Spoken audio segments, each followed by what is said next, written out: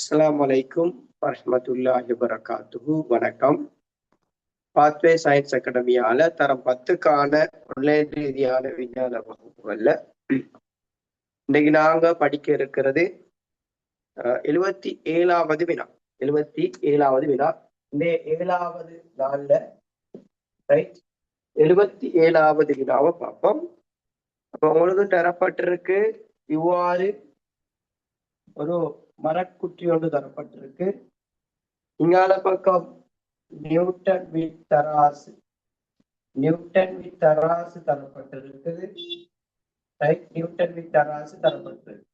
இப்ப இங்க 5 Newton F என்ற விசையோட என்ன செய்யறாங்க, இழுக்கப்படுது. 5 நியூட்டனை காட்டுது எஃப் என்ற விசை. இப்ப கேள்வி என்னன்னு சொன்னா பிள்ளைகள், ஒப்பமான மேற்பரப்பு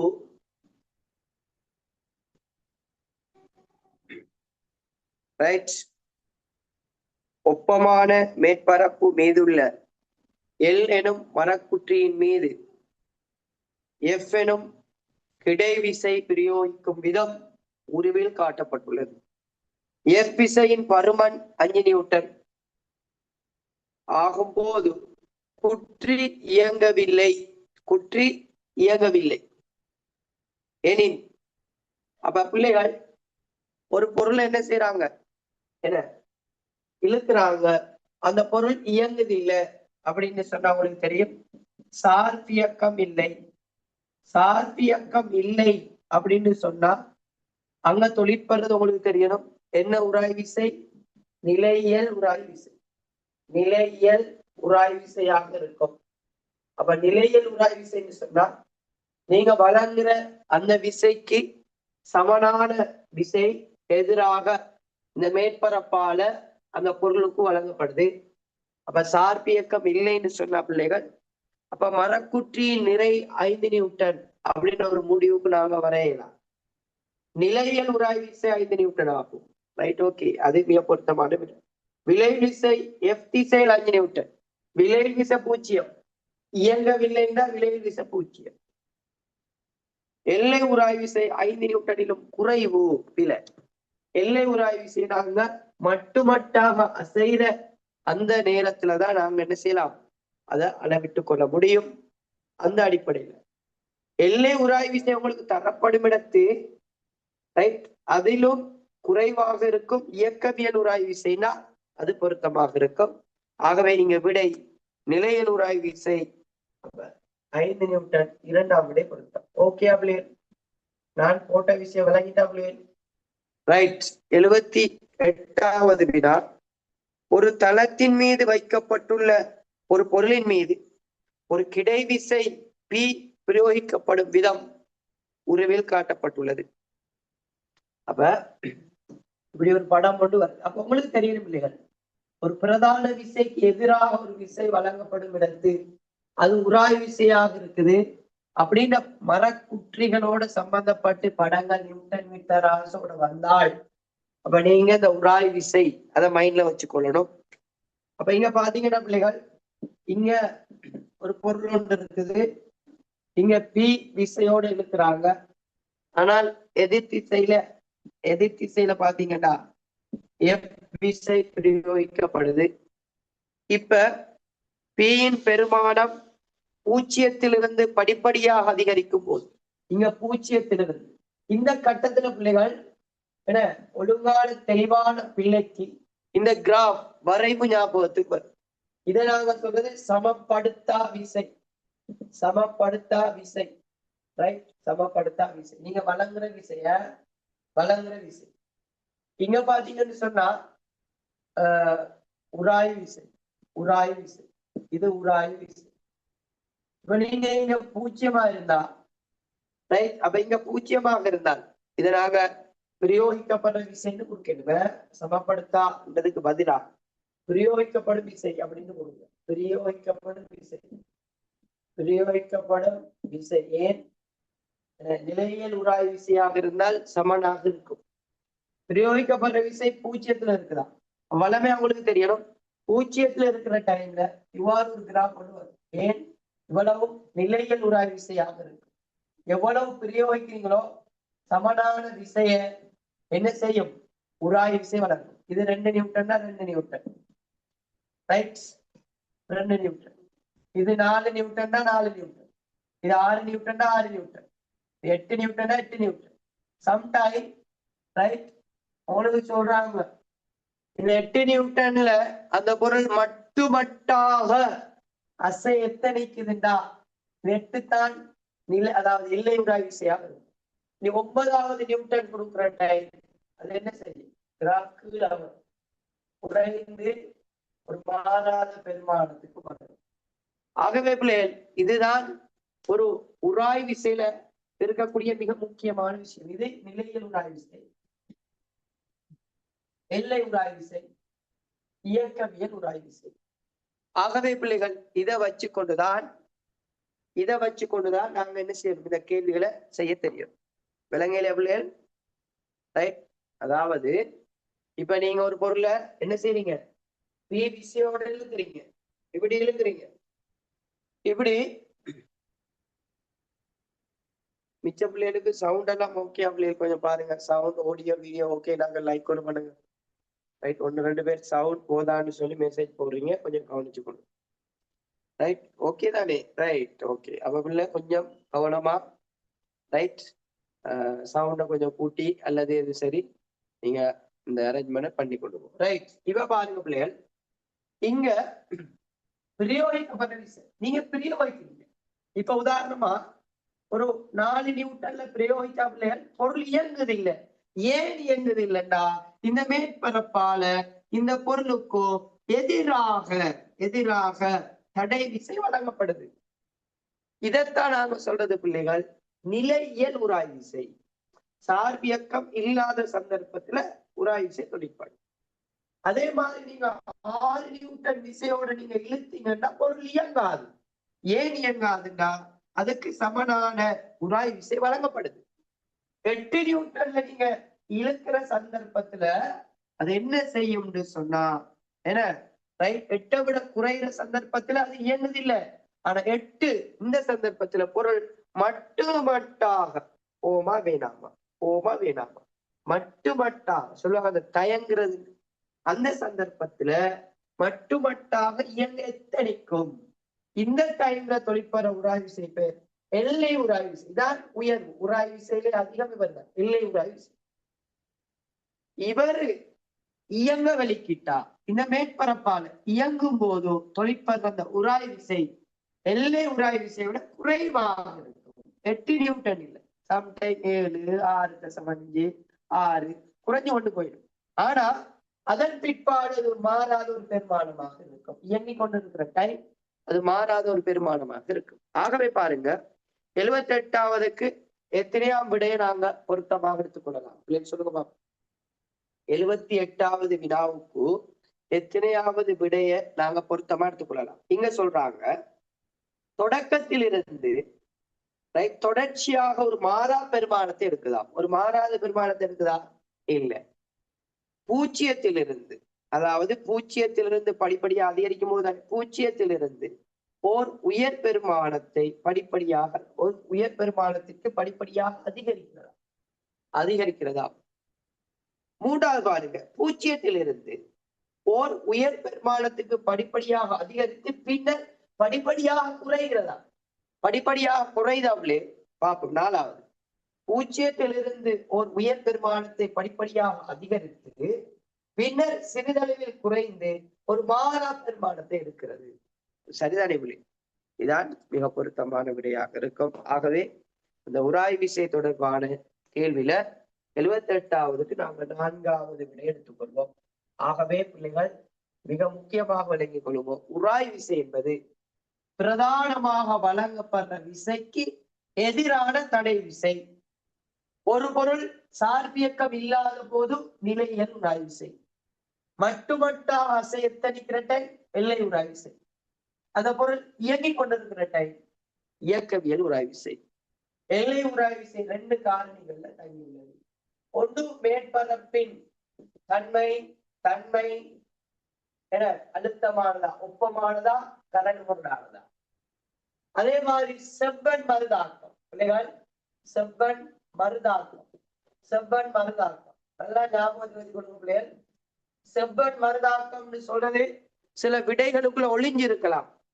திணிவுண்டு கதைக்கப்படலாம். திணிவு சில வேளைகளில் நிறைந்து கதைக்கப்படலாம். திணிவு நிறை கதைக்கப்படலாம். திணிவு நிறைந்து சொன்னாலும் அது செவ்வன் மருதாக்கத்தை தான். அது ஒரு வகையில மறைமுகமாக அந்த இயல்பை காட்டுது. அதை ஞாபகத்துல வச்சுக்கணும். நிறை கூடுனா செவ்வன் மருதாக்கம் கூடுற மாதிரி உங்களோட ஓலவல் சிலபஸ்ல ரைட். ஆகவே இந்த விஷயத்தை ஞாபகத்துல வச்சுக்கணும். ஆனால் மேற்பரப்பின் பரப்பளவில் தங்காது. மேற்பரப்பின் பரப்பளவில் தங்காது. மேற்பரப்பை ஒப்பமாக்கும் போதும் உராய் விசை குறைவாக இருக்கும். மேற்பரப்பை கரடு முரடாக்குனா உராய் விசை அதிகமாக இருக்கும். ரைட். அதுல சந்தர்ப்பங்கள் எல்லாம் இருக்குது. ரைட். கவனமாக ஞாபகத்துல வச்சுக்கொள்ளும். சரி பிள்ளைகள். ரைட். இதன் பிற்பாடு அங்க என்ன களம், தாவர களம், விலங்கு களம் தொடர்பான கேள்விகளுக்கு நாங்க போவோம். என்ன பிள்ளைகள்? அந்த கேள்விகள் தான் இருக்குது. தாவர களம், விலங்கு களம் தொடர்பான விஷயத்துக்கு நாங்க போவோம். ரைட். அதாவது 79வது வினா. 79வது வினா. பிள்ளைகள் ஓகேயா? இவ்வளவு நாள் படித்த விஷயம் ஓகேயா பிள்ளைகள்? இவ்வளவு நாள் படித்த விஷயங்கள் ஓகேயா? ஒவ்வொரு மாகாண மட்ட பரீட்சை டைம் டேபிளும் போட்டு கொண்டு இருக்கிறாங்க. வடமேல் மாகாணத்துக்கு நான் நினைக்கிறேன் 14ஆம் தேதி, வார மாதம் 14ஆம் தேதி ஸ்டார்ட். அதுக்குள்ள நாங்க புக்கை ஃபுல்லா முடிச்சு உங்களை இன்ஷா அல்லாஹ் பரீட்சைக்கு நல்ல முறையில நாங்க தயார்படுத்துவோம். சரியா பிள்ளைகள்? நாங்க பொருட்படுத்த விஷயத்த சரியா செய்வோம். ரைட். இந்த 7வது வகுப்பாக இருக்குது. இன்ஷா அல்லாஹ் 7 மாதம் 20 வகுப்புகளை நாங்க நடாத்தி எங்களுடைய பரீட்சைக்கு நாங்க இன்ஷா அல்லாஹ் உங்களை ரெடி பண்ணுவோம்.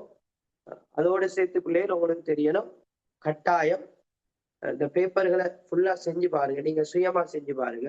சில 1-2 சின்ன மிஸ்டேக்குகள் இருக்கும் என்றாலும் செஞ்சு பாருங்க. டவுட்டான விஷயங்களை நாங்க கலைச்சு கொள்றோம். சரியா பிள்ளைகள்? ரைட். இப்ப நாங்க 79வது வினாவான தாவரக்களம், விலங்குக்களம் தொடர்பான பாடத்துக்கு போவோம். தாவர களத்தில் காணப்படும் ஆனால் விலங்கு களத்தில் காணப்படாத ஒரு கட்டமைப்பு. தாவர களத்தில் காணப்படுவது, விலங்கு களத்தில் காணப்படாததுமான ஒரு கட்டமைப்பு. அப்ப பலமையான ஒரு விஷயம். என்ன உதாரணமாக ஒரு களம் ரீதியில சுருக்கமா சொல்லித்தாரு.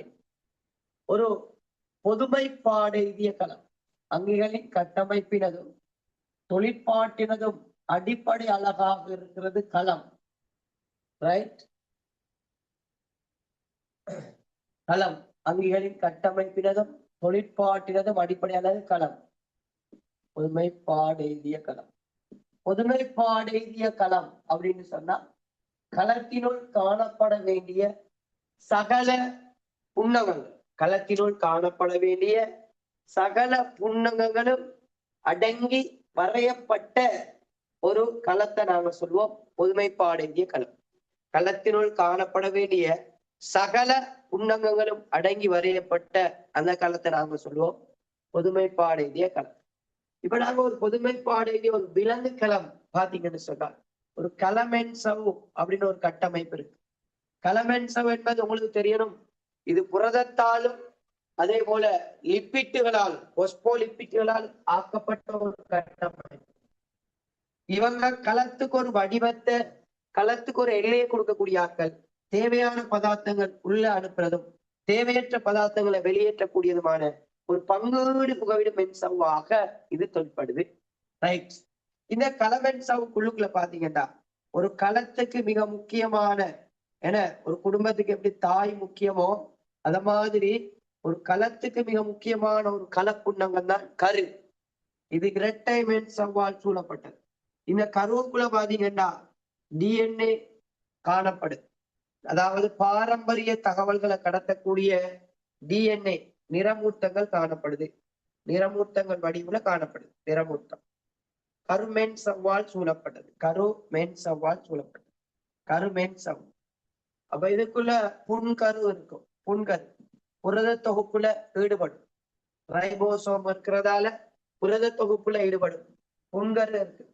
இவங்க மூண்டையும் சேர்த்துத்தான் நாங்க கருன்னு சொல்லுவோம். இது கள தொழிற்பாடுகளை கட்டுப்படுத்தும். அடுத்தது பாத்தீங்கன்னா இலைமண். இதுவும் இரட்டை மென் சவால் சூழப்பட்டது. ஒரு களத்தில் இருக்கக்கூடிய வலு வீடு அப்படின்னு சொல்லுவோம். இலைமண். இலைமணி என்பது களத்தில் இருக்கக்கூடிய மிக முக்கியமான சக்தியை வழங்கக்கூடிய ஒரு மையம். வலு வீடு, பவர் ஹவுஸ் அப்படின்னு சொல்லுவோம். எந்தெந்த களங்கள்ல அதிகளவான சக்தி வரும், உதாரணமா மண்கூட்டு தசை களங்கள்ல அதிகளவான இலைமணிகள் இருக்கும், சக்தி நிறைய தேவை. அதே மாதிரி இதய தசை களங்கள்ல அதிகளவான சக்தி தேவைப்படுது. ஆகவே அதிகளவான இலைமணிகள் காணப்படும். அதே மாதிரி பாத்தீங்கன்னா உங்களுக்கு தெரியணும், களச்சுரப்புகள் என களச்சுரப்புகளால் உற்பத்தி செய்யப்பட்டு, அதாவது களச்சுரப்புகள் இவ்வாறு அடுக்கப்பட்டிருக்கும். இவ்வாறு அடுக்கப்பட்ட பை போன்ற அமைப்புல காணப்படும். பை போன்ற அமைப்புகள்ல காணப்படும். இவை பாத்தீங்கன்னா இவருக்கு நாங்க சொல்ற பேர் கொள்கி சிக்கல் அப்படின்னு சொல்லுவோம். கொள்கி சிக்கல் அல்லது கொள்கி உபகரணம் அப்படின்னு சொல்லுவோம். கொள்கி பொடி அப்படின்னு சொல்லுவாங்க. கொள்கி சிக்கல். கொள்கி சிக்கல் என்பது உங்களுக்கு தெரியணும், இவர் மிக முக்கியமான தொழில் கள சுரப்புகளை உற்பத்தி செய்யறது. கள சுரப்புகளை உற்பத்தி செய்யறது, அதாவது களத்துல காணப்பட வேண்டிய சுரப்புகளை உற்பத்தி செய்யறது, பேக்கெட் பண்ற, பொதி செய்யறது, தேவையான போதும் விநியோகிக்கிறது. இந்த வேலைகளை செய்யறது இந்த கொள்கை சிக்கலாக இருக்கும். இந்த கருவுக்கு மேலால் இருக்கக்கூடியதை நாங்க சொல்றது அகமுதலுறு சிறுவலை, எண்டோபிளாஸ்மேட்டிக் ரெட்டிகுலம் அப்படின்னு சொல்லுவோம். இதுக்கு பேர் ER, அகமுதலுறு சிறுவலை. அகமுதலுறு சிறுவலை. ERல 2 வகையான ER இருக்குது. ஒன்று RER, இங்க ரைபோசம் இருக்கும். ரைபோசம் இருந்தா RER, ரஃப் எண்டோபிளாஸ்மேட்டிக் ரெட்டிகுலம், அழுத்தமற்ற அகமுதலுறு சிறுவலை. அழுத்தம் அற்ற, அழுத்தம் இல்லை. இன்னும் ஒன்று இருக்குது அழுத்தமான, smooth. Smooth SCR, smooth endoplasmic reticulum, அழுத்தமான அகமுதலுறு சிறுவலை. இங்க ரைபோசோம் இருக்கிறதால அதோட வேலை புரதத்தை தொகுக்கும். ஆகவே ER வேலை பொதுவாக கடத்தல், கடத்தல் பதார்த்தங்களை கடத்துறது. அதுல குறிப்பாக RER புரதத்தை கடத்தும், புரதத்தை கடத்தும். SCR சில லிப்பிட்டுகளை, சில கொழுப்புகளை கடத்தும். ஸ்டெராய்ட்ஸ் அப்படின்னு சொல்ல சில கொழுப்புகளை கடத்தும். இவை அனைத்தும் எங்க இருக்கும்னு சொன்ன பிள்ளைகள், குளிய உருவுல குறை திண்மமான, குறை திண்மமான ஜெலி போன்ற அமைப்புல இருக்கக்கூடிய குறை திண்மமான அப்ப அந்த குளிய உருவை பொறுத்த வரைக்கும் உங்களுக்கு தெரியணும், அங்கேயும் நீர், சேதன பதார்த்தங்கள், அசேதன பதார்த்தங்கள் நிறைஞ்சு காணப்படும். குளிய உரு வில உதைந்து காணப்படும். அப்ப ஒவ்வொரு கள புன்னகங்களும் அப்ப களத்துல குறித்த தொழிலுக்கென இசைவாக்கம் அடைந்த அதாவது கட்டமைப்புகளை நாங்க சொல்றது களப்புன்னகங்கள். அப்ப குறித்த தொழிலுக்கென இசைவாக்கம் அடைந்த கட்டமைப்புகளை நாங்க சொல்லுவோம் களப்புன்னகங்கள். இந்த களப்புன்னகங்கள் பாத்தீங்கன்னா இந்த குளிய உருவுல புதைந்து காணப்படும். குளிய உருவுல புதைந்து காணப்படும். சரி பிள்ளைகள், ரைட். இதை நாங்க சொல்லுவோம் என்ன, பொதுமைப்பாடை ஒரு விலங்கு களம். இதே அமைப்பு வச்சுக்கொண்டு தாவர களத்தை வருகிறேன் பாருங்க. தாவர களம், பொதுமைப்பாடை இதே தாவர களம். தாவர களத்துல இதுக்கு மேலான மிக முக்கியமான ஒரு கட்டமைப்பு. இதை நாங்க சொல்றது பிள்ளைகள் கலச்சுவர். கலச்சுவர்னு சொல்லுவோம். செல்லுலோசுவாலான கலச்சுவர், செல்லுலோசு, அரை செல்லுலோசு ஆளான கலச்சுவர் காணப்படும். தாவர களங்கள்ல கலச்சுவர் அப்படின்னு ஒரு கட்டமைப்பு இருக்கும், மிக முக்கியமான ஒரு கட்டமைப்பு. அடுத்தது பாத்தீங்கன்னா தாவர களத்துல இன்னும் ஒரு கட்டமைப்பு ஒன்று இருக்கும். இரட்டை வெண் சவால் சூழப்பட்ட இன்னும் ஒருத்தர் யாரு பாத்தீங்கன்னா பச்சைய ஒரு மணி. இதெல்லாம் சொல்றேன், பச்சைய ஒரு மணி. பச்சைய ஒரு மணி காணப்படும்.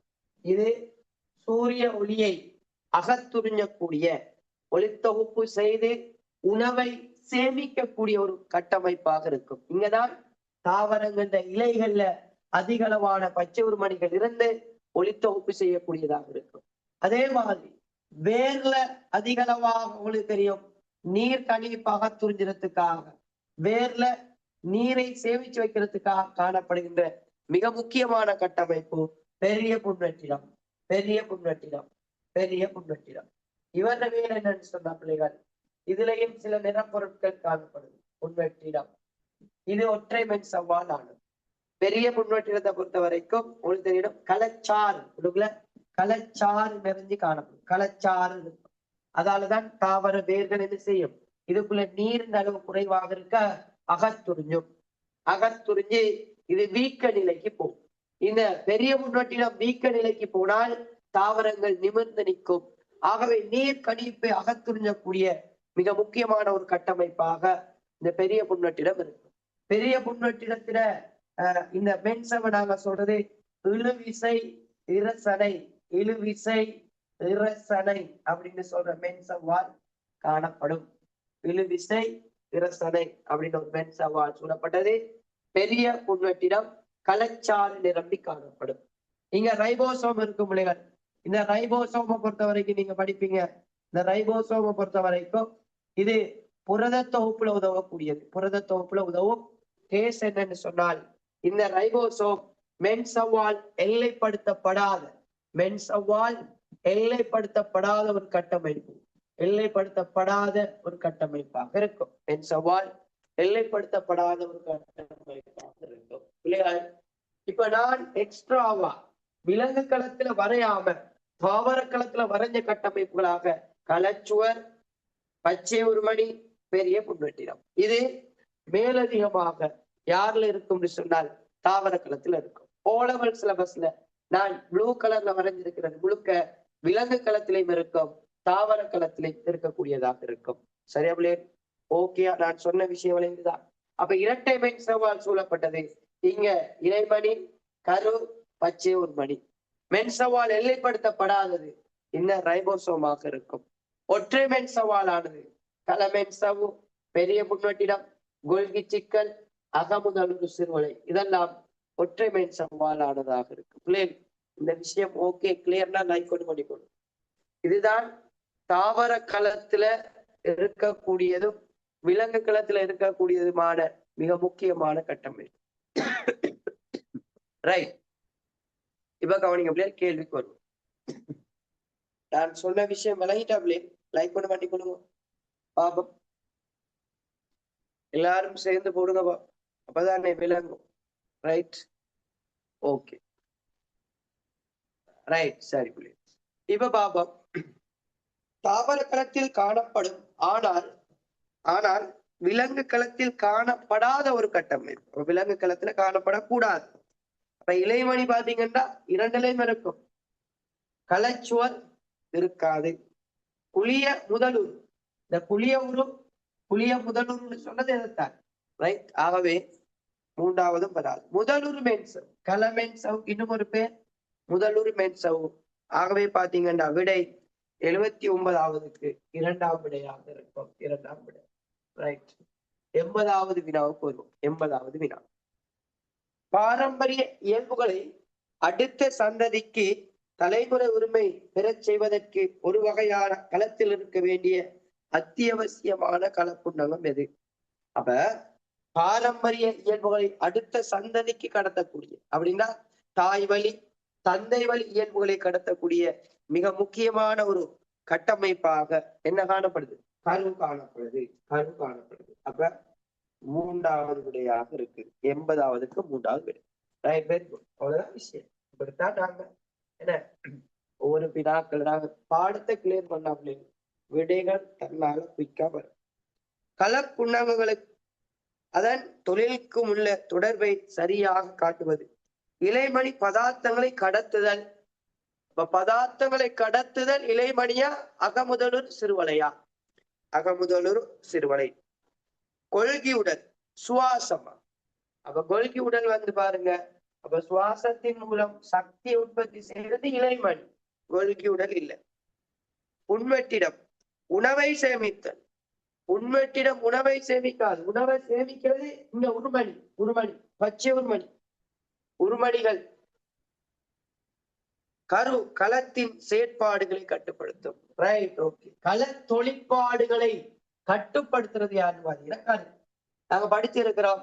கருவில் இருக்கக்கூடிய DNA என்ன செய்யும்? கள தொழிற்பாடுகளை கட்டுப்படுத்தக்கூடியது. ஆகவே பாத்தீங்கன்னா 4ஆம் விடை பொருத்தமாக இருக்கிறது. 82வது வினாவும் 82வது வினா. ஒரு தாவர களத்தின் வரைபடம் இங்கு தரப்பட்டுள்ளது. இதில் காட்டப்பட்டுள்ளதும் விலங்கு களத்தில் காணப்படுவதுமான பகுதிகள் எவை? அப்ப என்னையா தாவர களத்திலையும் இருக்கணும், விலங்கு களத்திலையும் இருக்கணும். அப்ப களச்சுவர் வராது, அதே மாதிரி பச்சை ஒரு மணி வராது, அப்ப புளிய உருவும் முதலொரு மென்சம் வரும். ஆகவே சிடி 4ஆம் விடை பொருத்தமா இருக்கும். சரியா பிள்ளை? 82வது 4வது விடை. ஓகேயா? இந்த விஷயங்கள் கிளியரா பிள்ளை பார்த்து கொடுங்க. ரைட், இந்த விஷயங்கள் கிளியரா? ரைட். அப்ப இந்த களம் தொடர்பாக படிச்ச பிற்பாடு பிள்ளைகள் நீங்க படிக்கிறீங்க மிக முக்கியமாக என்ன களப்பிரிவு தொடர்பாக. அதற்கு முன்பு கள வளர்ச்சின்னு ஒன்று இருக்கு. கள வளர்ச்சின்னு சொன்னா களம் ஒன்றின் திணிவிலும் கனவளவிலும் ஏற்படும் மீளாத அதிகரிப்பு. ஒரு திணிவிலும் கனவளவிலும் ஏற்படும் மீளாத அதிகரிப்பு கள வளர்ச்சி எனப்படும். ஞாபகத்துல வச்சுக்கொள்ள முடியும். கள வளர்ச்சின்னு சொன்னா களம் ஒன்றின் வளமையா வளர்ச்சின்னு சொன்னா என்ன? திணிவிலும் கனவளவிலும் ஏற்படும் மீளாத அதிகரிப்பத்தான் நாங்க கள வளர்ச்சி அப்படின்னு கதைப்போம். வளர்ச்சின்னு சொல்லுவோம். இப்ப ஒரு களம் ஒன்றின் திணிவிலும் கனவளவிலும் ஏற்படும் திணிவிலும் கனவளவிலும் ஏற்படும் மீளாத அதிகரிப்பு. கனவளவிலும் ஏற்படும் மீளாத அதிகரிப்பு கள வளர்ச்சி எனப்படும். ஞாபகத்தில் உண்மையா களம் வளர்ச்சி அடையும். ஏன்? உதாரணமா ஒரு மனிதன் எடுத்தீங்கன்னா, மனிதன் பெண்ணில இருந்து வார சூழ்களம், ஆண்ல இருந்து வார விந்துக்களம்.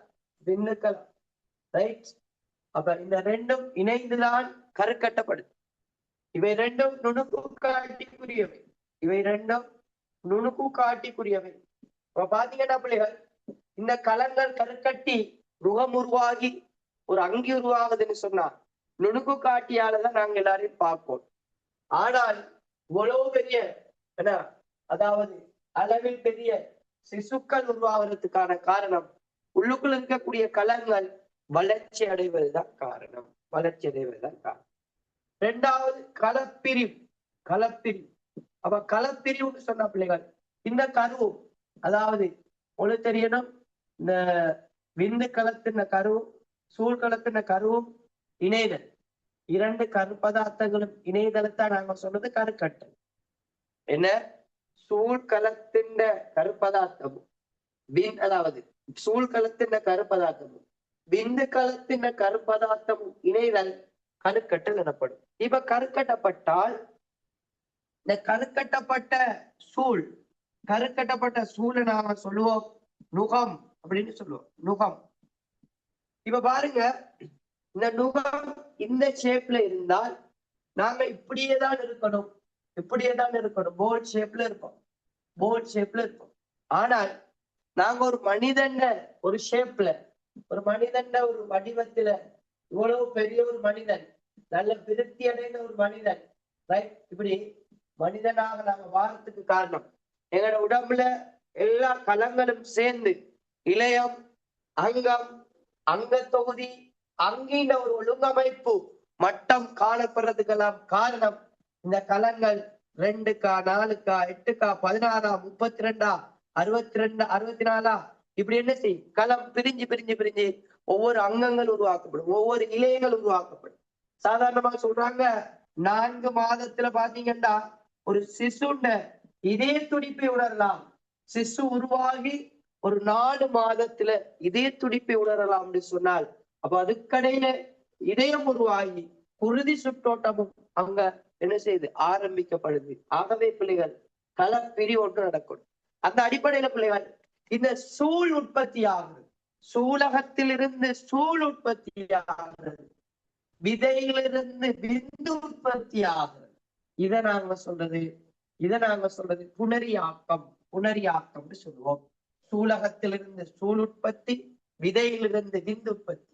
அதே மாதிரி ஒரு தாவரத்தை எடுத்தீங்கன்னா பூக்கள்ல இருந்து அதுல குறிப்பாக மகரந்த கூடு பாருங்க, ஒரு ஒரு இதை நாங்க ஒரு விஞ்ஞான ரீதியான பூன்னு சொல்லுவோம். இதை நாங்க ஒரு விஞ்ஞான ரீதியான பூ, ஒரு விஞ்ஞான ரீதியான பூ எடுத்தீங்கன்னா பிள்ளைகள், விஞ்ஞான ரீதியான பூல நீங்க பாத்தீங்கன்னா ரைட், ஒரு விஞ்ஞான ரீதியான பூ. இதுல பாத்தீங்கன்னா பிள்ளைகள் உங்களுக்கு தெரியணும், மேலே இருக்கிறது நாங்க சொன்னது குறி, இது குறி. இந்த இடம் தம்பம், தம்பம், தம்பம். இது சூலம், இது சூலம். அப்ப இந்த குறியும் தம்பமும் சூலகம், இதை நாங்க சொல்றது பெண்ணகம், பெண்ணகத்துக்குரிய பகுதி. அதே மாதிரி ஒரு பூல பாத்தீங்கன்னா இது மகரந்த கூடு, மகரந்த கூடு. இது மகரந்த இலை, மகரந்த இலை.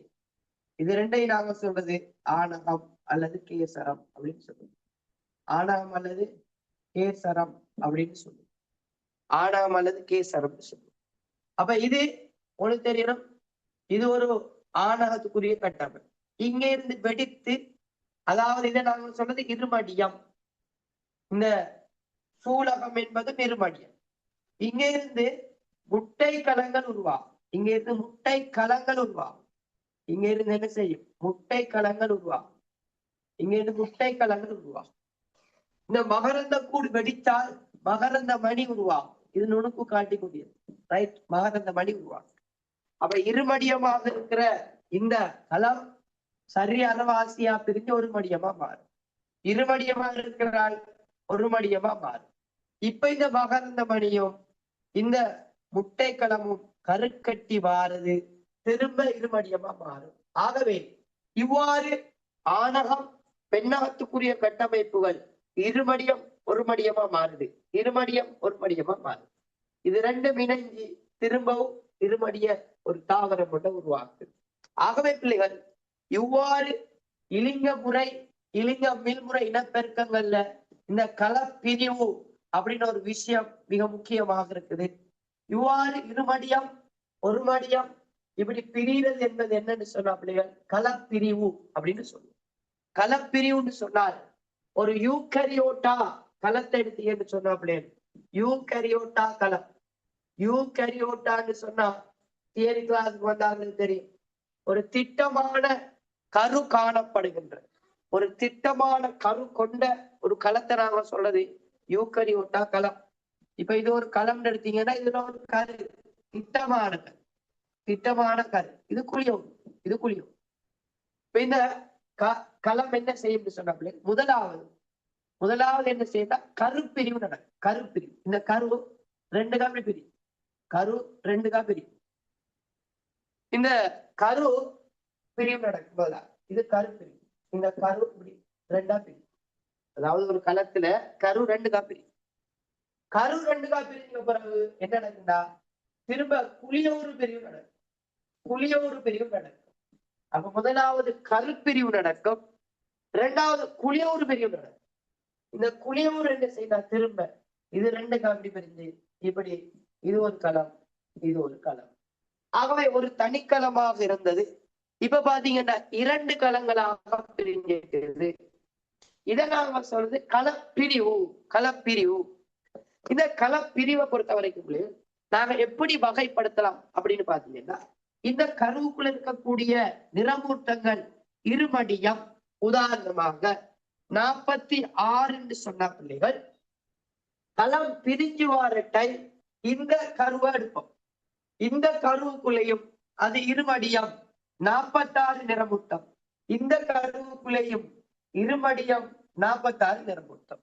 ஆகவே பிள்ளைகள் ஞாபகத்தில் வச்சுக் கொள்வோம், இருமடிய களம், இருமடிய களம் பிரிந்து இருமடியமாக மாறுது. இருமடிய களங்கள் பிரிந்து இருமடியமாக மாறுது அப்படின்னு சொன்னா இந்த பிரிவுக்கு நாங்க சொல்ற பெயர் இலையுறு பிரிவு, இலையுறு பிரிவு அப்படின்னு கதைப்போம். இலையுறு பிரிவுன்னு கதைப்போம். ஈனா இருமடிய களங்கள் களம் பிரிஞ்சுக பிற்பாடும் இங்க மகட்களங்கள், இது தாய்க்களம் மகட்களம். தாய்க்களத்திலையும் மகட்களத்திலையும் நிறமூட்டங்கள் எண்ணிக்கை சமமாக காணப்படும் போதோ இலையுறு பிரிவு. இங்க பாத்தீங்கன்னா பிள்ளைகள் என்ன செய்யாதுன்னா நிறமூர்த்த எண்ணிக்கையில மாற்றம் இல்லை, நிறமூர்த்த எண்ணிக்கையில மாற்றம் இல்லை. அதனால இயல்புகள் மாறாது. இயல்புகள் மாறாது. தாய்க்கலம் எப்படியான இயல்புல இருக்குதோ அதே இயல்புலதான் மகட்கலம் இருக்கும். இயல்புகள் மாறாது. அடுத்து பாத்தீங்கன்னு சொன்ன பிள்ளைகள், இங்க ஒரு களத்திலிருந்து 2 மகட்கலங்கள் உருவாகும். 2 மகட்கலங்கள் உருவாகும். அப்ப இயல்புகள் மாறாததால பிள்ளைகள், இயல்புகள் மாறாததால இங்க மாறல்கள் இல்ல. மாறல் இயல்புகள் மாறல. எனவே கூர்ப்பு நடைபெறாது. கூர்ப்பு நடைபெறாது. இந்த விஷயம் கிளியரா இருக்கும். இது ஓகே அப்படி. இது விளங்கிட்டுதான். இளையுறு பிரிவு தொடர்பான விஷயம் விளையிட. இளையுறு பிரிவு தொடர்பான விஷயம் விளையிட்டுதான். இளையுறு பிரிவுன்னு சொன்னா பிள்ளைகள் உங்களுக்கு தெரியணும். அதாவது மகட்கலங்கள்ட கருவுல இருக்கக்கூடிய நிறமூட்டங்களோட எண்ணிக்கையும், அதாவது தாய்க்களத்துல இருக்கிற நிறமூட்டங்களோட எண்ணிக்கையும் மகட்களத்துல இருக்கிற நிறமூட்டங்களோட எண்ணிக்கையும் சமமாக இருக்கும். இயல்புகள் மாறாது. ஆனா ஒரு களம் இப்ப 2 களமா வந்திருக்கு, அவ்வளவுதான். ஆகவே இயல்புகள் மாறாது, மாறல்கள் இல்ல, கூர்ப்பு நடக்காது. ரைட்? இந்த விஷயம் கட்டாயம் தெரிஞ்சு வச்சுக்கொள்ளணும். இதை நாம சொல்றது இளையுறு பிரிவு. இந்த இளையுறு பிரிவால என்ன நடக்குதுண்டா பிள்ளைகள்?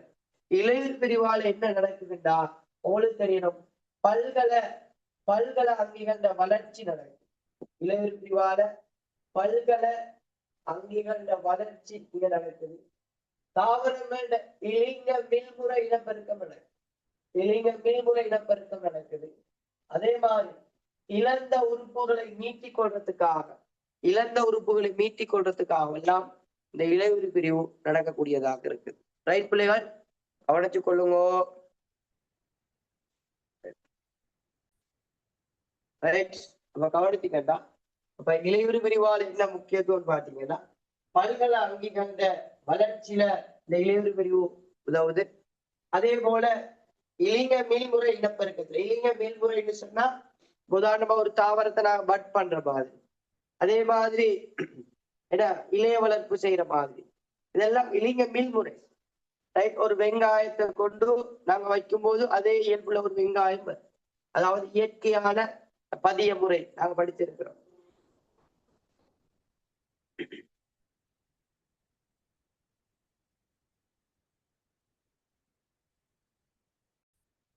ரைட்? கவனிங்க. இதை நாங்க இளையுறு பிரிவுன்னு சொல்றோம். பல்கல அங்கிகள வளர்ச்சி, அதே மாதிரி இளைஞ மீள்முறை இனப்பெருக்கத்துல உதவுறது. அடுத்தது பாத்தீங்கன்னா இறந்த உறுப்பு, அதாவது இறந்த அங்கங்களை மீட்க சில உறுப்புகள் இருக்கு. உதாரணமா பல்லின்னு எடுத்தீங்கன்னா, பல்லின வால் அது அறந்து போனால் பின்பு என்ன செய்யும்? புதிய வால் ஒன்று உருவாகுது. ஆகவே இறந்த இளையங்கள் களங்களை உருவாக்குறதுலாம் இந்த இளையுறு பிரிவாக இருக்கும். அந்த சந்தர்ப்பத்தின பிள்ளைகள் தாய்க்களம் எப்படி இருக்குதோ அதே இயல்புல இந்த மகட்கலங்கள் இருக்கும். இது இளையுறு பிரிவு நாங்க கதைப்போம். சரி, அடுத்தது பார்த்தீங்கன்னா ஒடுக்கட்பிரிவு. ஒடுக்கட்பிரிவுனா பிள்ளைகள் இங்க களங்கள் இருமடிய களமாக இருக்குது. களம் முதலாவது என்ன செய்யுது? கருப்பிரிவு நடக்குது. கருப்பிரிவு நடந்து குளியூறு பிரிவு நடக்குது. குளியூறு பிரிவு நடந்தா இது ஒரு களமாக இருக்குது, இது ஒரு களமாக இருக்கு. 2ஆ பிரிஞ்சிச்சு. திரும்ப என்ன செய்யுதுன்னு சொன்னா பிள்ளைகள், இந்த களங்கள் இது ஒரு களம், இது ஒரு களம். இப்ப என்ன செய்யுதுன்னா திரும்ப இங்க இங்க இவங்க 2 பேரும் திரும்ப இன்னொரு களங்களாக பிரியுது. ரைட்? அப்ப பாத்தீங்கன்னா பிள்ளைகள் உங்களுக்கு தெரியணும், இன்னும் ஒரு படிமுறை ஒன்று உருவாகுது. இன்னும் ஒரு படிமுறை ஒன்று உருவாகுது. அப்ப இறுதியில பாத்தீங்கன்னா 4 மகட்கலங்கள் தோன்றுது. ஒரு தாய்க்களத்திலிருந்து 4 மகட்கலங்கள் தோற்றம் பெறுது. அப்ப இங்க பாத்தீங்கன்னு சொன்ன பிள்ளைகள் இருமடிய களம். ஆனா இங்க இருக்கிற களத்தை நீங்க இங்க இருக்கிற நிறமூட்டங்கள் 2 ஒரு மடியமாக இருக்கும். ஒரு மடியம், ஒரு மடியம், ஒரு மடியம். ஆனால் நிறமூட்ட எண்ணிக்கை சரி அறவாசி ஆக்கப்படும். நிறமூட்ட எண்ணிக்கை சரி அறவாசி ஆக்கப்படும். இயல்புகள் முற்றிலும் வேறுபட்ட இயல்புகள் தாய்க்களத்தை முற்றிலும் வேறுபட்டதாக இருக்கும். முற்றிலும் வேறுபட்டதாக இருக்கும். இந்த அதாவது ஒட்டுக்கட் பிரிவால என்னென்ன முக்கியத்துவம் பாத்தீங்கன்னா, ஒன்று பாத்தீங்கன்னா பிள்ளைகள் ரைட். மிக முக்கியமான ஒரு இயல்பு என்னன்னு சொன்னால் சந்ததிக்கு சந்ததி, நல்லா ஞாபகத்துல எடுத்துக்கொள்ளணும். சந்ததிக்கு சந்ததி பாரம்பரிய இயல்புகள் மாறாது காணப்படும். சந்ததிக்கு சந்ததி பாரம்பரிய இயல்புகளை மாறாது காணப்பட செய்யறது இந்த ஒடுக்கட் பிரிவு. உதாரணமா பாத்தீங்கன்னா, இது ஒரு தாயிட நிறமூட்ட எண்ணிக்கை 46 அதுல இருந்து வர காலம் 23.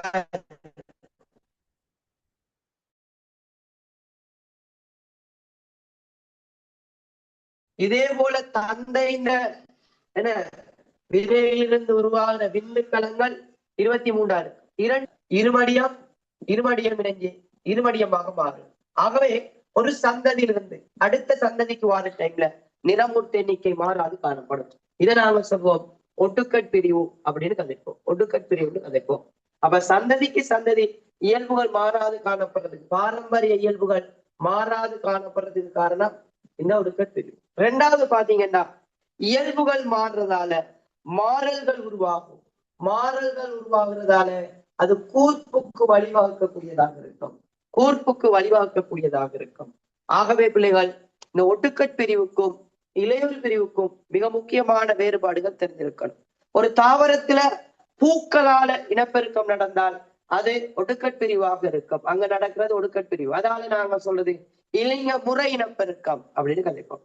ஆனா இளைஞ மீள்முறை என்று சொன்னால் அங்க இலையுறு பிரிவு மட்டும்தான் நடக்கும், இயல்புகள் மாற்றம் இல்லை. ஆகவே பாத்தீங்கன்னா பிள்ளைகள், இங்க வினாவுக்கு வருவோம். 83வது வினாவுக்கு பாருங்க. ஒடுக்கட் பிரிவு தொடர்பான சரியான கூற்றும். எத்தனையாம் விடை பொருத்தம்? வேகமா சொல்லுங்க பிள்ளை. 83வது வினாவுக்கு எத்தனையாம் விடை பொருத்தமாக இருக்கு சொல்லுங்க பாருங்க. 83வது வினாவுக்கு எத்தனையாம் விடை பொருத்தமாக இருக்கு? வேகமா சொல்லுங்க பிள்ளை. 83வது வினாவுக்கு எத்தனையாம் விடை பொருத்தம்? ரைட். அப்ப பாத்தீங்கன்னா அங்க சொல்லப்படுற விஷயம் 83வது வினா. 83வது வினா. ரைட். 83வது வினா. 83வது வினா சொல்லுது ஒடுக்கட் பிரிவு தொடர்பான சரியான கூற்று. ஒடுக்கட் பிரிவு தொடர்பான சரியான கூற்று. தாய்க்களத்திலும் மகட்களத்திலும் சமமான நிறமூட்டங்கள் காணப்படும். அப்ப சமமான நிறமூட்டங்கள் காணப்படும் என்பது பிழை. சமமான தாய்க்களத்திலும் மகட்களத்திலும் சம அளவான நிறமூட்டங்கள் சொன்னால் அவங்களுக்கு தெரியணும் அது இலையுறு பிரிவாக இருக்கும். முளையம் ஒடுக்கட் பிரிவின் மூலம் களங்களை உருவாக்கி விருத்தி அடைக்குது. அப்ப விந்துக்களம் அதே மாதிரி சூழ்களம் இது உருவாகினது ஒடுக்கட் பிரிவால. ஆனா இவங்க 2 பேரும் உருவாகி ஒரு நுகம் உருவாகி நுகத்திலிருந்து உங்களுக்கு தெரியணும் முளையம் உருவாகுது, முளையம் விருத்தி அடைகிறது. அப்ப முளையம் விருத்தி அடைகிறது முழுக்க இலையுறு பிரிவாக இருக்கும். இந்த ஒரு சந்தர்ப்பத்துல மட்டும்தான் ஒடுக்கட் பிரிவு. புணரியாக்கத்தின் போது மட்டும்தான் ஒடுக்கட் பிரிவு. ஏனே அதாவது நுகம் உருவாகி இங்கால முளையம் விருத்தியாகி இதன் பிற்பாடு ஒரு அங்கி விருத்தியாகிறதுக்கு காரணம் இலையுறு பிரிவாக இருக்கும். ஒடுக்கட் பிரிவு இல்லை, அதுவும் பிழை. அப்ப முதலாவது கூற்று, 2வது கூற்று பிழை. 3வது கூற்று, ஒடுக்கட் பிரிவின் போது தாய்க்களத்திலிருந்து 2 மகட்களங்கள் தோன்றுது. ஒடுக்கட் பிரிவு 2 படிகளாக நடக்குது. ஒடுக்கட் பிரிவு 1, ஒடுக்கட் பிரிவு 2. அப்ப 2 படிகளாக நடக்கிறதால அவங்களுக்கு தெரியணும் அங்க 4 மகட்களங்கள் தோன்றும். 4வது பாத்தீங்கன்னா, புணரியாக்கத்தின் போது ஒடுக்கட் பிரிவு நிகழ்கிறது. புணரியாக்கத்தின் போது ஒடுக்கட் பிரிவு நிகழ்கிறது. ரைட், ஓகே, சரியான விடையாக. நான் சொன்ன விஷயம் ஓகே, நாங்கள் லைக் ஒன் பண்ணிக்கொள்ளுங்க. நான் சொன்ன விஷயம் ஓகே அப்படின்னாக்க லைக் ஒன் பண்ணிக்கொள்ளும். ரைட். 84வது விஷயம். ரைட். இலிங்கமில் இனப்பெருக்கத்தில் குறுகிய காலத்தில் அதிக எண்ணிக்கையான எச்சங்களை உண்டாக்கலாம். குறுகிய காலத்துல அதிகளவான எச்சங்களை உருவாக்கலாம். ஓ சரி, ஏன் நாங்க படிச்சிருக்கிறோம். இலிங்கமில் இனப்பெருக்கம் என்பது இலையுறு பிரிவு அங்க சம்பந்தப்படுது. விரைவாக எச்சங்களை உருவாக்கலாம். தாய் தாவரத்தை ஒத்த மகத்தாவரங்களை உருவாக்கலாம். இயல்புகள் உண்டாக இருக்கும். எல்லாம் உங்களுக்கு தெரியும். ஒடுக்கட் பிரிவு நடக்குதா? இளைஞ மேல் முறையில ஒடுக்கட் பிரிவு நடைபெறாது. அங்க இலையுறு பிரிவு தான் நடக்கும். புணரிகள் உண்டாகும். ஒடுக்கட் பிரிவுல தான் புணரிகள் உருவாகும். இளைஞ மேல் முறையில புணரிகள் என்ன செய்யாது, உருவாகாது. சூழலுக்கு நன்றாக இசைவாக்கம் அடைந்த இயல்புள்ள புதிய அங்கீனங்கள் உண்டாகும். புதிய அங்கீனங்கள் உருவாகணுமா இருந்தா அது இளைஞ முறையாக இருக்கணும். இளைஞ முறையாக இருந்தால் அது ஒடுக்கட் பிரிவாக இருக்கணும். ஆகவே அந்த கூற்றுப்பில. ஆகவே எத்தனையாம் விடை சரி முடியும்? 84வது பாத்தீங்கன்னா முதலாம் விடை பொருத்தமான விடையாக இருக்கும். 84வதுக்கு முதலாம் விடை பொருத்தமான விடையாக இருக்கும். சொன்ன விஷயம் வெளியிட சொன்ன விஷயம் ஓகேயா விளங்குதா? Right, okay. இனி நாங்க 6வது யூனிட்டான மூலகங்கள் சேர்வைகளின் அளவறிதல் தொடர்பான வினாவுக்கு வரும். மூலகங்கள் சேர்வைகளின் அளவறிதல் தொடர்பான வினாவுக்கு நாங்க வரப்போறோம். மூலகங்கள் சேர்வைகளின் அளவறிதல் தொடர்பான வினா. அப்ப பிள்ளைகள் கவனிங்க, அங்க நாங்க படிக்கிற மிக முக்கியமான விஷயம் சார் அணுத்திணிவு அப்படின்னு ஒரு விஷயம் படிக்கிறோம். ஏன் சார் அணுத்திணிவு அல்லது தொடர் அணுத்திணிவு? நேரடியாக நாங்க அணுண்ட திணிவை வச்சு கொண்டு ரைட் நாங்க அதுல அளவு திட்டங்களை அறிய கஷ்டம். அப்ப சார் அணுத்திணிவு அல்லது தொடர்பான திணிவுன்னு சொன்ன பிள்ளைகள் நாங்க கார்பன் 612 என்ன அதுல சமன்பாடு உங்களுக்கு தெரியணும். சார் அணுத்திணிவு சமன் சார் அணுத்திணிவு சமன் சார் அணுத்திணிவு சமன் மூலக அணு ஒன்றின் திணிவு. மூலக அணு ஒன்றின் திணிவு கார்பன் 612 சமதானி அணு ஒன்றின் திணிவு தர 1/12 பங்கு. 1/12 பங்கு. மூலக அணு ஒன்றின் திணிவின் கீழ் கார்பன் 612 சமதானி அணு ஒன்றின் திணிவு தர 1/12. இதை நாங்க சொல்றது சார் அணு திணிவு. அது இல்லாட்டி நாங்க இன்னும் ஒரு சமன்பாட்டை பயன்படுத்தலாம். சார் அணு திணிவுக்கு நாங்க இன்னும் ஒரு சமன்பாட்டை பயன்படுத்துவோம். மூலக அணு ஒன்றின் திணிவு கீழே இந்த 2 விஷயத்தையும் நாங்க சுருக்கி நான் சொன்ன மாதிரி நல்ல ஒரு உதாரணமோடு சொல்லி தந்தேன். சில கடைகள்ல போனீங்கன்னா 1 கிலோ சீனின்னு கேட்டா அப்பதான் அந்த ஷாப்பிங் பேக் எடுத்து சீனிய போட்டு நிறுத்து தருவாங்க. ஆனால் சில கடைகளுக்கு போனீங்கன்னா 1 கிலோ நிறுத்து இருக்கும், அதை பேக்கெட்ல இருக்கும், எடுத்துக்கொண்டு வருவீங்க. அத மாதிரித்தான் இங்க கார்பன் 612 சமதானி அணு ஒன்றின் திணிவ 1/12 பெருக்கி அதுல விகிதத்தை நாங்க பார்க்கணும். இங்க மூலக அணு ஒன்றின் திணிவின் கீழ் இதை சுருக்கி அணுத்திணி வலகு அப்படின்னு ஒரு வசனத்தை போட்டிருக்கு. அணுத்திணி வலகு அட்டம் மாஸ் யூனிட் AMU அணுத்திணி வலகு அப்படின்னு கதைக்கிறோம். ஆகவே சாரண திணிவுன்னு சொன்னா இவ்வாறு இந்த சமன்பாட்டை பயன்படுத்தியும் நாங்க என்ன செய்யலாம், சாரண திணிவை கண்டுகொள்ள முடியும். சாரண திணிவு என்பது அப்படின்னு கேட்டா மூலக அணு ஒன்றின் திணிவானது கார்பன் 612 சமதானி அணு ஒன்றின் திணிவின் 1/12 பங்கு எத்தனை மடங்கு என்பதாகும். மூலக அணு ஒன்றின் திணிவானது கார்பன் 612 சமதானி அணு ஒன்றின் திணிவின் 1/12 பங்கு எத்தனை மடங்கு என்பதாகும். இப்ப பாத்தீங்கன்னா உதாரணத்துக்கு பாத்தீங்கன்னா ஒரு மெக்னீசியம் அணு ஒன்றின் திணிவு, மெக்னீசியம் அணு ஒன்றின் திணிவு 3.01 தர 10⁻23 கிராம். 4.01 தர 10⁻23 கிராம். கார்பன் 612 சமதானி அணு ஒன்றின் திணிவு 1.99 தர 10⁻23 கிராம் எனின் மெக்னீசியத்தின் சார் அணு திணிவு யாது? இப்படி ஒரு கேள்வியை கேட்கிறாங்க. இதை எப்படி செய்யறது? எந்த சமன்பாடு? இந்த முதலாவது சமன்பாட்டை போடுவோமா, இரண்டாவது சமன்பாட்டை போடுவோமா? வேகமா டைப்பிங்ல போடுவோம். இந்த கேள்விக்கு முதலாவது சமன்பாட்டை பயன்படுத்துவோமா, இரண்டாவது சமன்பாட்டை பயன்படுத்துவோமா? வேகமா டைப்பிங்ல போடுவோம். முதலாவது சமன்பாடு முதலாவது சமன்பாடு எப்படி போட போறீங்க? கார்பன் 6 12 சமதானி அணு ஒன்றின் திணிவு தர உண்மையில் 12. மேல எதை போடுவீங்க? மூலக அணு ஒன்றின் திணிவு. எந்த மூலகத்துல சாரண திணிவு? மெக்னீசியத்தின் சார் அணு திணிவு. உள்ள எழுதணும் பிள்ளைகள், நான் உங்களுக்கு விளங்கப்படுத்துறதுக்காக குயிக்கா போடுறேன். மெக்னீசியத்தின் சாரண திணிவு. மெக்னீசிய மூலக அணு ஒன்றின் திணிவு 4.01 தர 10^23 கிராம். கீழே கார்பன் 6 12 சமதானி அணு ஒன்றின் திணிவு 1.99 தர 10^23 கிராம் தர ஒன்றில் 12. இப்ப நான் இந்த ரெண்டாவது இந்த இஷ்டம் இந்த விஷயம் போட்ட விஷயம் விளங்கிட. இப்ப நான் போட்ட விஷயம் விளங்கிடுதா? இப்ப நான் போட்ட விஷயம் விளங்கிடுதா? இந்த மெத்தட் விளங்கிடுதா? Right, okay. பிள்ளைகள் ஞாபகத்துல வச்சுக்கொள்ளுவோம், இப்படி வினாக்கள் வரும்போது ஒரு தசமதானத்துக்கு மட்டம் தட்டி போடுங்க பிள்ளை. நான் வளமையா சொல்லி தந்துக்கிறேன்.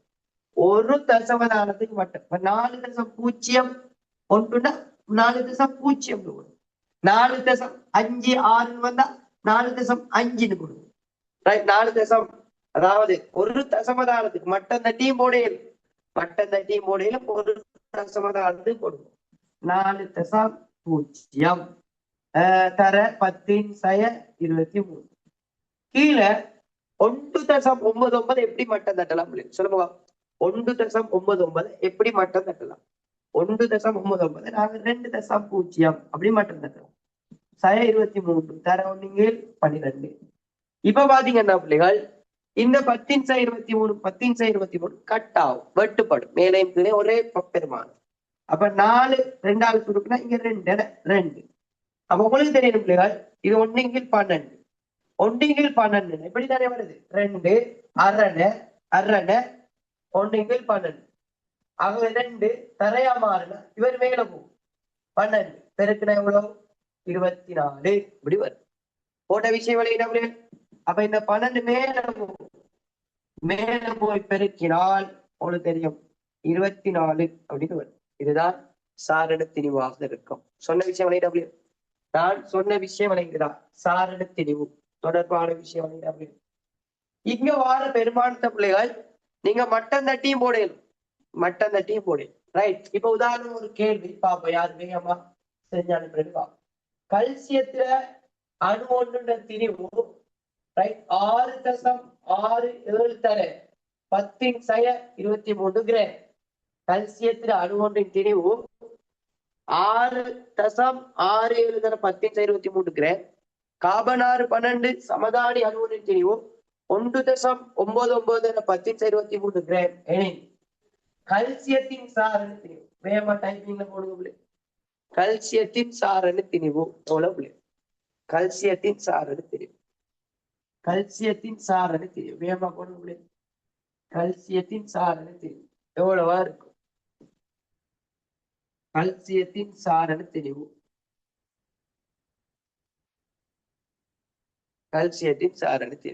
அப்ப எவ்வளவு? Right, very good, 40. எப்படி வரும்? அப்ப கல்சியத்தின் சார் அணு திணிவு சமன்.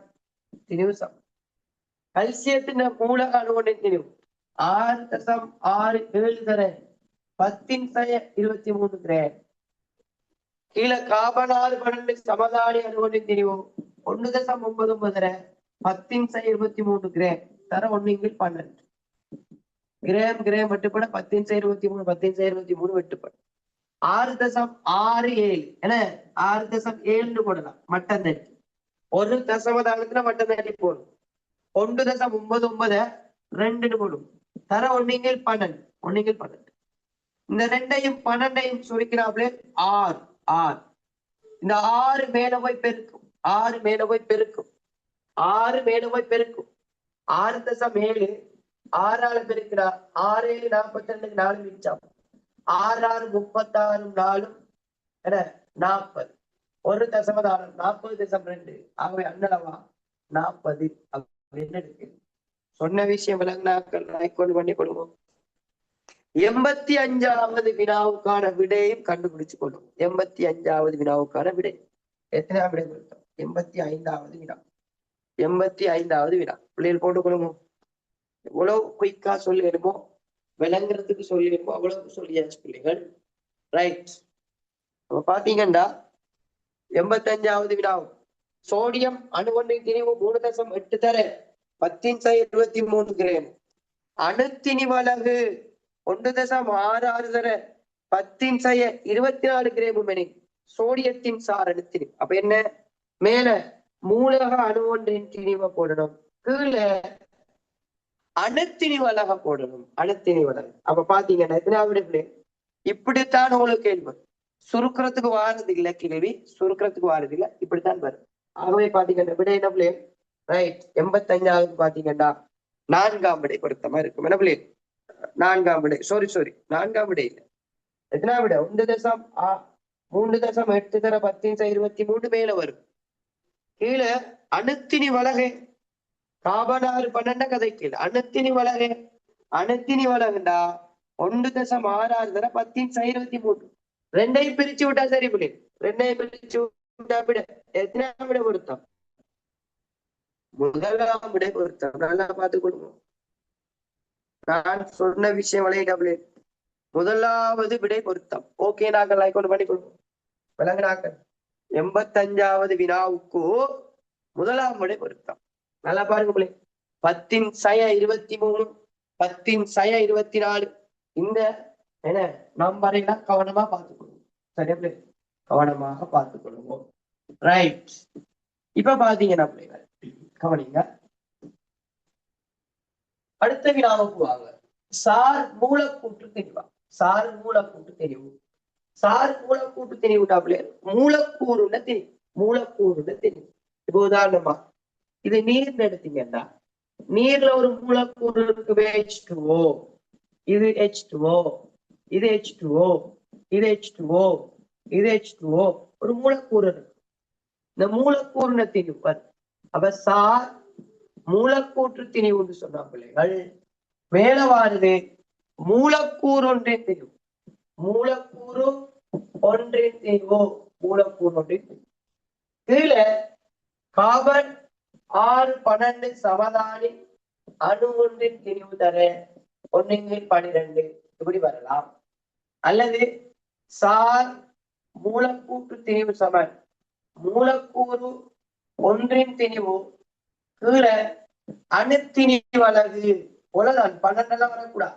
12 நாங்க பிரிச்சால் அணுத்திணி வலகு அப்படின்னு வரும்.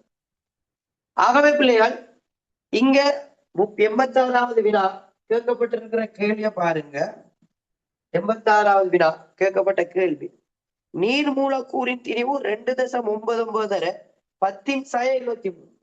அப்ப மேல மூலக்கூறு திணிவு 2.99 தர 10⁻23 கிராம். ஓகே. கீழே அணுத்திணி வலகு 1.67 தர 10⁻24 கிராம். கேள்வி அத நீரின் சார் மூலக்கூட்டு திணிவு யாரு? நீரின சார் மூலக்கூட்டு திணிவு. பிள்ளைகள் அண்ணளவா எடுத்துக்கணும். இப்படி ஒரு கேள்வி பிரதிறதுக்கு வரும், பிரிக்கிறதுக்கு வராது. பிரிக்கிறதுக்கு வராது. நல்லா ஞாபகத்துல இருக்கணும். ஒரு பிராக்டிஸுக்காகத்தான் இந்த கேள்வி போட்டிருக்கிறேன். ரைட். 2.99 தர 10⁻23. ஓகே. 1.67 தர 10⁻24. 10⁻24 அது நாங்க சிம்பிளா போடுறோம். எப்படி போடலாம்? 1.67 இப்படி போட்டுருவோம். 16.7 தர 10⁻23 கிராம் இப்படி போடணும். சாரி, எப்படி போடணும்? 23 கிராம் போடுறேன்னு சொன்னா எப்படி போடலாம்னு சொன்னா, நீங்க 0.167 தர 10⁻23 கிராம் போடலும். இப்படியும் போடலும். சுருக்கிறதுக்கு லேசுக்கா இப்படி போடலும். இப்படி போட்டா 10⁻23 10⁻23 வெட்டுப்பட கிராமும் கிராமும் வெட்டுப்பட 2.99 0.16 இவரை பிரிச்சிங்கண்டா சார் மூலக்கூட்டு திணிவு. நீங்க பெருமானத்தை பிரிக்க தேவையில்லை. இப்படி கண்டாலே போதும்.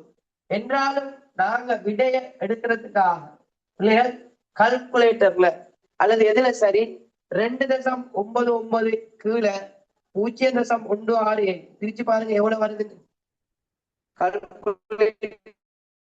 பிரிச்சு பாருங்க, பிரச்சனை இல்லை. ஏன்னா இப்படி ஒரு கேள்வி உங்களுக்கு வரப்போறதில்ல.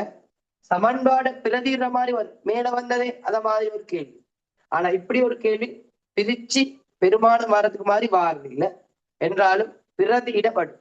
அதால பிள்ளைகள் விடைய சொல்லுவோம். கால்குலேட்டர்ல பிரிச்சு 2.99 0.16 பிரிச்சு பாருங்க. ரைட், 2.99 0. பிரிச்சா எத்தனை வருது பிள்ளை? 17.9 17.9 17.9 அண்ணளவாக. ஆகவே அண்ணளவாக நாங்க 18 அப்படின்னு எடுப்போம். எத்தனை எடுப்போம்? 18 எடுப்போம். சரியா பிள்ளை? 18 எடுப்போம். சொன்ன விஷயம் விளங்கிட்டுதான். எப்படி இந்த சார் மூலக்கூறு திணிவு காண்றாங்க? மூலக்கூறு ஒன்றின் திணிவு. இப்ப இதுல மிக மிக இலகுவான சிம்பிளான ஒரு மெத்தட், மூலக்கூறு ஒன்றின் திணிவுடா பிள்ளை. பாருங்க, மூலக்கூறுனா என்ன? ஒரு H2ஓட திணிவு. H2ஓட திணிவு நல்லா பாருங்க. H2ஓட திணிவு. மூலக்கூறுன்றது H2ஓட திணிவு. H2O H2ஓட 2 ஹைட்ரஜனும் 1 ஆக்சிஜனும் இருக்கு. 2 ஹைட்ரஜனும் 1 ஆக்சிஜனும் இருக்கு. இப்ப பாருங்க, எனக்கு சொல்லுங்க, ஒரு ஹைட்ரஜன் திணிவு, இதுல கார்பனாறு 12 சமதானி அணுவொன்றின் திணிவு தர 1/12. இதை நாங்க சுருக்கமாக எப்படி சொல்லலாம் சொல்லுங்கவா? இதை நாங்க சுருக்கமா எப்படி கதைக்கலாம்? ஒரு ஹைட்ரஜன் அணுவொன்றின் திணிவு கீழே கார்பனாறு 12 சமதானி அணுவொன்றின் திணிவு தர 1/12 நாங்க சுருக்கமா எப்படி சொல்லலாம்? எப்படி சொல்லலாம்? ஹைட்ரஜனின் சாரண திணிவு அப்படின்னு கதைக்கலாம். ஹைட்ரஜன் சாரண திணிவு. சாக சாக சாக ஆக்சிஜன் அணுவொன்றின் திணிவு கார்பனாறு 12 சமதானி அணுவொன்றின் திணிவு தர 1/12 எப்படி கதைக்கலாம்? ஆக்சிஜன் அணுவொன்றின் திணிவு கார்பனாறு 12 சமதானி அணுவொன்றின் திணிவு தர 1/12 எப்படி கதைக்கலாம் சொல்லுங்க. ஆக்சிஜன் அணுவொன்றின் திணிவு கார்பனாறு 12 சமதானி அணுவொன்றின் திணிவு தர 1/12 எப்படி கதைக்கலாம்? ஆக்சிஜன் சார் அணு திணிவு கதைக்கலாம். ஆனா கேஸ் என்ன? ஹைட்ரஜன் இங்க 2 இருக்கிறதால நாங்க இங்க 2 ஆளுக்கு இருப்போம். உங்களுக்கு இப்படி தருவான், ஹைட்ரஜன் சாரகத்திரி 1 ஆக்சிஜன் 16. இப்ப பாருங்க, 2 தர ஹைட்ரஜனுக்கு 1 சக ஆக்சிஜன் 16. அப்ப 2 சக 16 கூட்டினா 18 இருக்கும். இப்படி கண்டாலுமோ இப்படி கண்டாலுமோ இது ஒரு ஷார்ட் மெத்தடாக இருக்கும். ஏன்? ஒரு மூலக்கூறுண்ட திணிவுண்டா, ரைட், அங்க இருக்கிற அணுக்கள திணிவை கூட்டினா ஒரு மூலக்கூறு. அப்ப அணுக்கள சாரண திணிவுகளை நாங்க கூட்டும் போதும் எங்களுக்கு இவ்வாறு சார் மூலக்கூட்டு திணிவுகளை நாங்க கண்டுகொள்ள முடியும். விலங்குனாக்கள் லைக் ஒன்று பண்ணி கொடுங்க பிள்ளைகள். நான் சொல்லி தந்த விஷயம் கிளியர் நாக்கள் நோட் பண்ணி கொடுங்க. ரைட். அப்ப 86வது பாத்தீங்கன்னா பிள்ளைகள், 86வதுக்கு 18 மூன்றாவது விடை. மூன்றாவது ரைட், மூன்றாவது விடை. அடுத்து பாத்தீங்கன்னா பிள்ளைகள் 87வது வினா. 87வது வினா. ரைட். கட்டாயம் நீங்க விளங்கிக் கொள்ள வேண்டிய ஒரு விஷயம், நோட் பண்ணி கொள்ளுங்க. நீங்களும் விளங்குவோம் சொல்லித்தார டைம்ல அந்த ஐடியாக்களை விளங்கிக் கொள்ளும். ரைட். இன்னொரு முறை அப்படின்னு சொல்லியிருக்கிறாங்க. இன்னொரு முறை அப்படியா? ரைட். அப்ப பாப்போம், இன்னும் ஒரு விஷயத்தை சொல்லி போட போமே. இப்ப உதாரணமா பிள்ளைகள் உங்களுக்கு சொல்றாங்க, ரைட், உதாரணத்துக்கு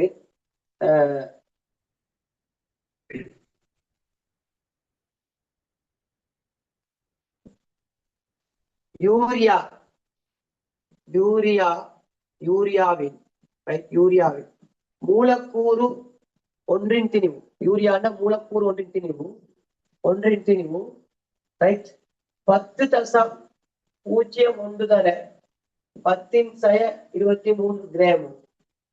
யூரியாண்ட மூலக்கூறு ஒன்றின் திணிவு 10.01 தர 10⁻23 கிராம்.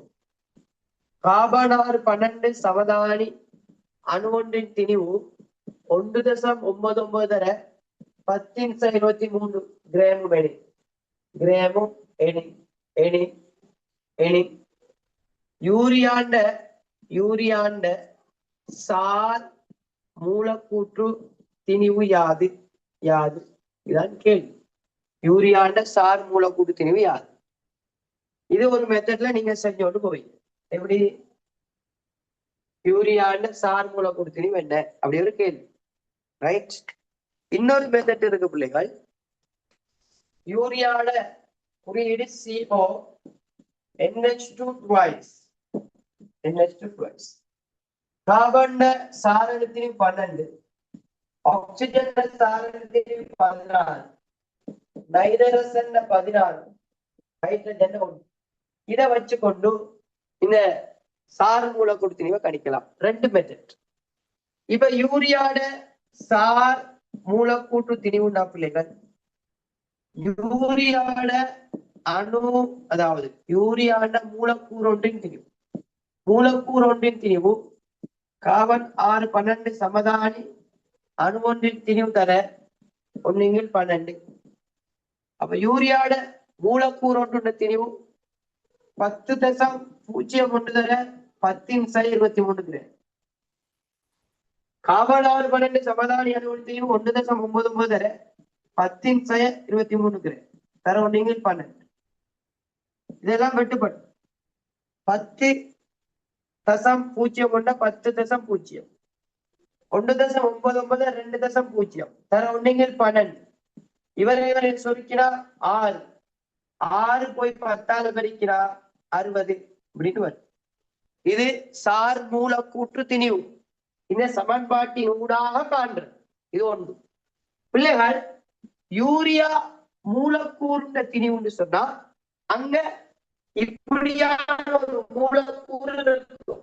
கார்பன் உண்டு, ஆக்சிஜன் உண்டு,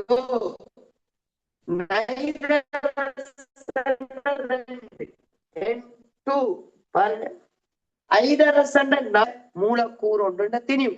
அப்ப அங்க இருக்கிற அணுவை கீழே இருக்கிறவரால பிரிக்கும் போதும் சார் அணு திணிவு. இப்ப என்ன செய்ய போறோம்? Simple method. கார்பன் உண்டு, ஒரு கார்பன் சாரண திணிவு 12, ஆக்சிஜன் சாரண திணிவு 16. இங்க 2 நைட்ரசன், ஒரு நைட்ரசனுக்கு 14, 2க்கு 28, 4 ஐதரசன், ஒரு ஐதரசனுக்கு 1, 4க்கு 4. இப்ப கூட்டினா 12 16 28 4 கூட்டினா 4 மட்டும் 12, 12 6 18, 20 2 மிச்சம் 3 4 4 2 6 இருக்கும் 60. அப்ப இவ்வாறு நாங்க என்ன செய்யலாம்? கண்டுகொள்ள முடியும். சரியா பிள்ளையர்? சொன்ன விஷயம் விளையிட்டா? 2 மெத்தட் இருக்கு. ரைட். அப்ப கவனிச்சு கொடுங்க பிள்ளையர். இதன் பிற்பாடு இந்த அவகாதரோ மாறிலி, மூல அளவுகள் கணிக்கிறது, விலை விசை, அதே மாதிரி பாத்தீங்கன்னு சொன்னா அதாவது அங்கீகண்ட உயிர் செயல்முறைகள் தொடர்பான விஷயம், ரசாயன பிணைப்புகள், அதே மாதிரி விலை விசை, விசை திருப்பம், விசைகள சமநிலை தொடர்பான விஷயங்கள் நிறைய இருக்கு. ரைட். அதுகளை இன்ஷால்லா நாங்களா மற்றொரு வகுப்புல அழகாக நாங்க படிச்சு கொள்வோம். பிள்ளைகள், இன்றைய பாடம் தொடர்பான விஷயங்களை எனக்கு அனுப்பி கொள்ளுவோம். ரைட். ஓகே. இன்ஷால்லா நாங்க மற்றொரு வகுப்புல நாங்க சந்திச்சு கொள்வோம். அஸ்ஸலாமு அலைக்கும் வரஹ்மத்துல்லாஹி வபரகாத்துஹு. வணக்கம். குட் நைட் பிள்ளைகள். நல்லா படிங்க. ரைட். என்ன சரி டவுட் சொன்னா நீங்க இந்த வாட்ஸ்அப் நம்பருக்கு நீங்க கதைச்சு கொள்ள முடியும். ரைட். ஓகே.